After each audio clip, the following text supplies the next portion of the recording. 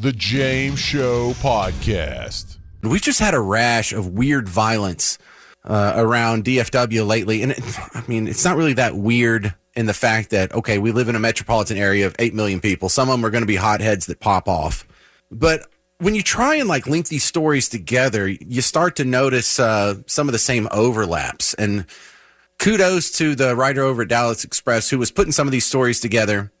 And I thought that was an interesting angle to take on it. Let's start with what happened yesterday morning, 11:30 a.m., South Hills Elementary School. We're in Fort Worth over there.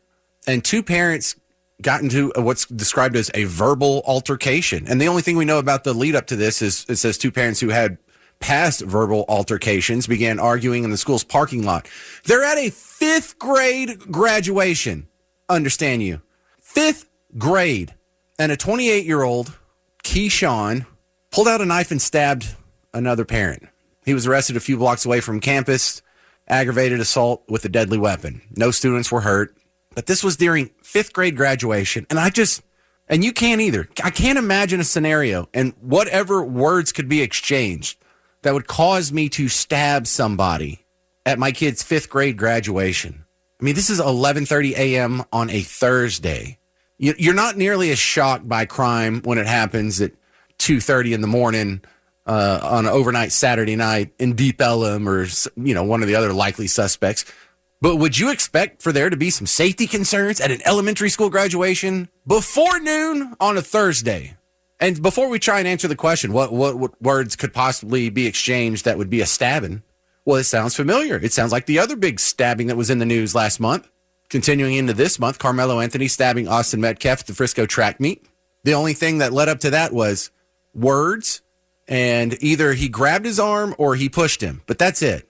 Apparently for some people, that's good enough for a stabbing. And I don't just mean Carmelo Anthony. I mean all his defenders online in the comment section and whatnot, which is crazy because you saw the congresswoman who's now being charged grab a police officer's arm or an ICE detention facility worker's arm, a security officer's their arm, and push him. Did she deserve to get stabbed in the heart? No, they don't even want her charged with a misdemeanor for that one. But let's go ahead and roll this into some other stories here. Overnight last night, actually this morning at about 2:30 a.m., that's kind of why 2:30 was on my mind.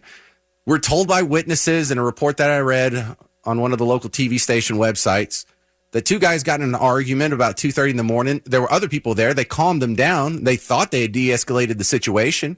But one of the guys goes out to his car, gets a gun, shoots him. His condition unknown. Okay. Let's roll that in with the Wilmer Hutchins situation. Remember that school shooting about a month or almost 2 months ago now? Some kid came in because he had a pre-existing beef with some other student, and he shot him. Just brought a gun to school, snuck in the side door, hunted him down, shot him, accidentally hitting 3 other people. This is over words. We didn't hear the story from the shooter guy that he had gotten beaten up or he had his life threatened, or someone pointed a gun at him first and he was trying to defend himself. He wasn't in a terrible situation and that he had to shoot his way out. He brought a gun when he was totally safe and brought it into the situation. Just generally speaking, when you roll all these together, a lot of people say, well, we have a problem with gun violence in the United States. No, because a couple of these are stabbings. 3 of them are stabbings. It's not the gun. It's not the knife. It's not the weapon. It's the human being that is willing to take another human being's life over words, over being disrespected. And I think if we can get to the core of that problem, we don't have to worry about whether or not we have a gun-free zone at the state fair or whether or not someone has a knife in their bag at a track meet. It's not the weapon. It's that some people are raising kids to think that it's okay to kill somebody for saying the wrong thing, for disrespecting, for threatening. Now, if it's an actionable threat where someone is brandishing a gun and pointing it at you and saying, I'm going to kill you in 5, 4, 3, 2, and you actually defend yourself at that point, okay, totally understandable. But this is not what we're looking at. Where does this come from? What do we do about it? Because the problem isn't the weapon. It's not the gun. It's not the knife. It's not that there wasn't a gun-free zone or a knife-free zone or wherever these people were supposed to be. There's no law or regulation that can fix this. This is a human being problem. What would your solution be? Where would you start? And the reason why this is a problem is because you would like to be able to avoid the violence that you see in the news. And you think, well, if I just, stay in a decent neighborhood and not hang around, criminals or crazy people, and I can, not hanging out at the bad parts of town at 3 a.m. trying to buy crack or getting caught up in the drug game, that you can stay safe. But when people are getting stabbed at track meets and stabbed at an elementary school graduation and shot because they got a fast food order wrong. That was another story that I didn't even play the audio from it yet. Then it's really hard to avoid it if you have to share a society with people that you have to interact with that have such poor conflict resolution skills. And I think we need to have the grown-up conversation because it's not going to be had in the media. They're just going to tell you, well, it's the guns. We got to do something about the guns are scary. We have a gun violence problem. No, it's not the guns because we're seeing it. People hit each other with cars and people beat each other with fists and people stab each other. So it's not the weapons. It's the willingness to commit deadly violence over words, which is something that most of us just can't even fathom. So the question becomes, well, what do we do about it? Well, there's a two-prong approach. You can either treat the symptoms of the disease and the disease itself. I'm sure everyone wants to do both, but the symptom one is obvious. The symptom one, once we have these people who get stabby or murderous over words they find disrespectful, we find these people and we put them in jail and we don't let them out on bail. And when we sentence them, find them guilty, we put them in jail for a very long time, if not for the rest of their life. And once they're in jail, don't let them out and they won't do this again. But that's still after the fact, Perhaps once they're in jail, if they're going to get out, maybe there's more we could do to rehabilitate them, but that's not going to do a whole lot. I do also like the idea that this is, could be combated from a cultural standpoint to where society just has to reject the malignant cultural values that are telling people it's okay to be violent, whether it's in movies or music or celebrities or I don't know. There is some people that think that's a justifiable solution. If someone disrespects you or makes you get out of their tent at a track meet, stab them in the heart. But none of this is the root cause. And a lot of people don't want to talk about the root cause because there is no easy answer to this. There is no government fix. You can't just go have people in Austin or D.C. pass a law and then feel safe. This isn't a government solution because the root cause, and if you've been listening to the show, you already know what I'm going to say. I bet you Garrett knows what I'm going to say. Fatherless homes. That's where it all starts. I know, newsflash to a lot of people. Well, I know you agree with that. You listen to the show every day, Garrett. But look, for new people to the show, let's go over the stats every time this comes up because there's so many issues where the root problem is fatherless homes, whether it's behavior in schools or school grades or drug addiction or prostitution or so many of these other problems. The root cause is so often the fact that you are not born in wedlock and you're not raised in a home by your biological parents. Here's some statistics. Children brought up in single mother homes, 5 times more likely to commit suicide, 9 times more likely to drop out of high school, 10 times more likely to abuse chemical substances, 14 times more likely to commit rape for the boys, 20 times more likely to end up in prison, 32 times more likely to run away from home. Fatherless boys are about twice as likely to have spent some time in jail before they reach the age of 30. 63% of youth suicides are from fatherless homes. 90% of homeless children are from fatherless homes. 85% of children with behavior disorders are from fatherless homes. You hearing me on this? You hearing me? So yeah, another one that puts the blame on fatherless homes. I'm thinking we need to start reframing some of this because, you hear about toxic masculinity or what's the problem with all these kids? Well, the father's not there. Let's flip the script a little bit. We are always hearing about the patriarchy and when men in charge and toxic masculinity and this terrible things happen. It's a horrible way to run your society. No, what seems to be failing us are the households and the societies that are primarily run by women. So I think a big problem here, whether it's drugs or school discipline or your grades or homelessness or unemployment or violence, it's the matriarchy. And I think that's what we're going to start doing here. We're not going to blame fatherless homes or bastard children or out of wedlock births. We're going to blame the matriarchy. How does that make you feel? 800-288-9227. To the phones we go. This is Timothy in Allen. You're on the James Show, WBAP. What do you think, Timothy? Hey, thanks for your time. I think it's very misogynistic take on things. For one, okay, fatherless homes, you're going to put it on the matriarch who is, upholding the household, doing the best she can without, the male role model in the house. And I don't put it all on a fatherless unit. I look at it as a cultural thing. And you actually posed the answer to your question earlier. It is cultural. And the issue may not have started, but it catapulted with the F your feelings type of environment, which permeated society, politics, and what have you. It was trickling down, and it is manifesting in violence. F your feelings. People have no compassion or contrition. They feel that my way is the right way, your way, don't care, get out of my face. That's the kind of thing it is. Online, wait. Whose culture is that? Whose culture is the F your feelings? Whose culture is F your feelings? Where did that come from? You being, I don't know.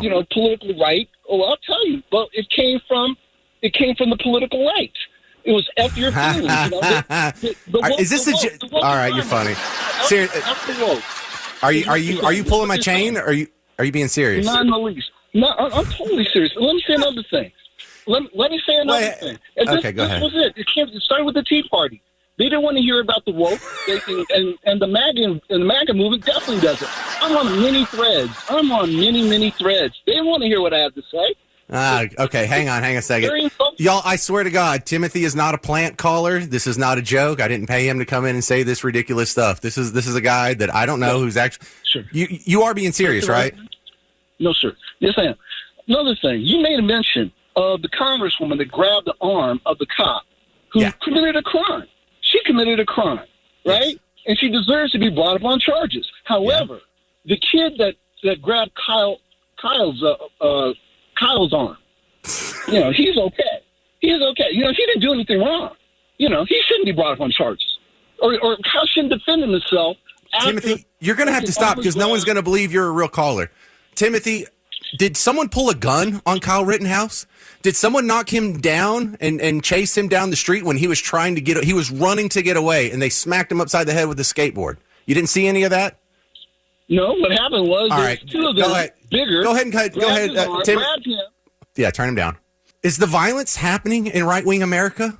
How is this a problem with the Tea Party in right-wing America? The violence isn't happening in right-wing America. It's not happening in red neighborhoods.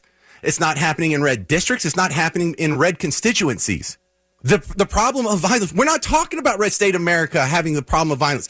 Go look at a map of the last electoral results and then go look at a heat map of where the crime is.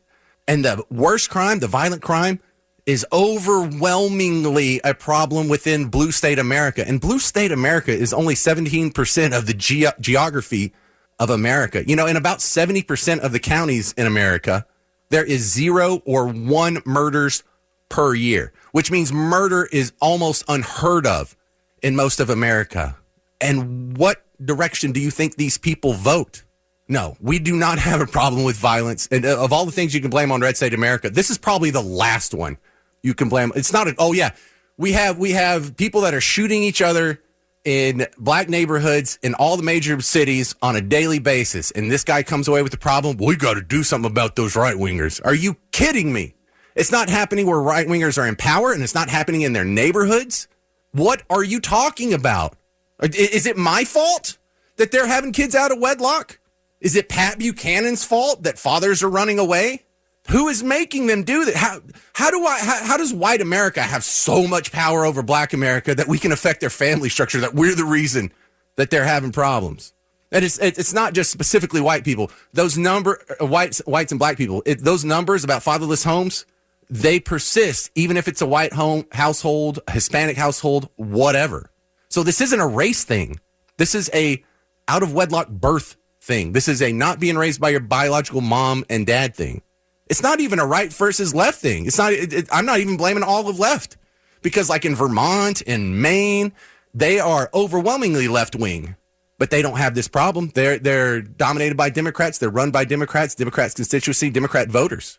But you know what they don't have? They don't have 71% of their children being born out of wedlock. So let's not insert race into this, and let's not even insert politics into this. This is a familial cultural construct that is broken down, that is the genesis of this problem.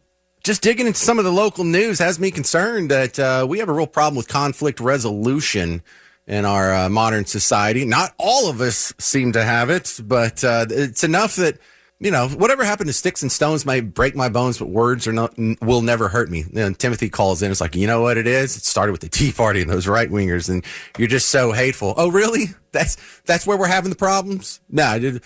Like when right wingers get together, do things catch fire? Is that what happens? Has there ever been a guy in a Trump hat and a MAGA hat that pulled up on a party and started spraying bullets in the driveway? Does that happen? What are you talking about? What level of Stop listening to MSNBC. Stop watching Handmaid's Tale.